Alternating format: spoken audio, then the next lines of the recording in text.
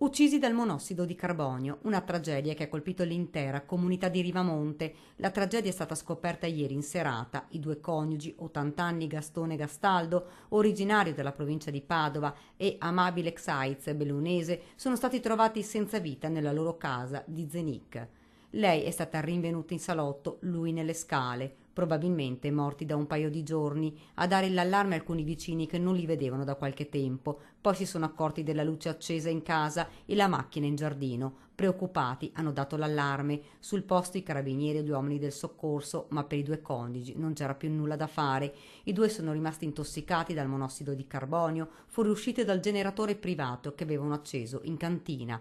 L'appello del comandante dei vigili del fuoco a prestare massima attenzione e a non collocare impianti all'interno dell'abitazione. Noi già abbiamo provveduto qualche giorno fa a diramare delle raccomandazioni sull'utilizzo di questi gruppi portatili che producono energia elettrica. Bisogna fare attenzione a due aspetti fondamentali. Il primo è quello della produzione dei gas di combustione che producono, e quindi è vietato, sconsigliato assolutamente di installare questi moduli all'interno delle abitazioni, quindi vanno sempre installati all'esterno e addirittura consiglio sempre di allontanarli dal perimetro dell'edificio dove c'è presenza di finestre o di prese d'aria, praticamente perché i gas possono tornare dentro da queste aperture.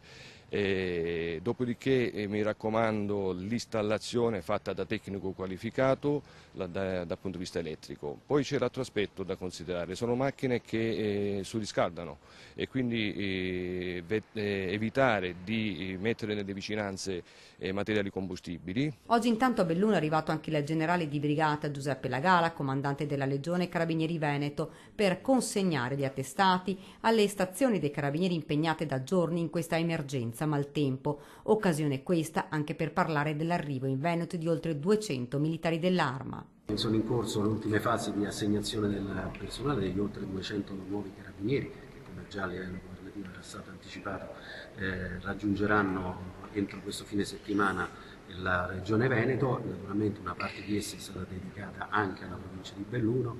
Intanto si continua a lavorare per cercare di portare la situazione alla normalità.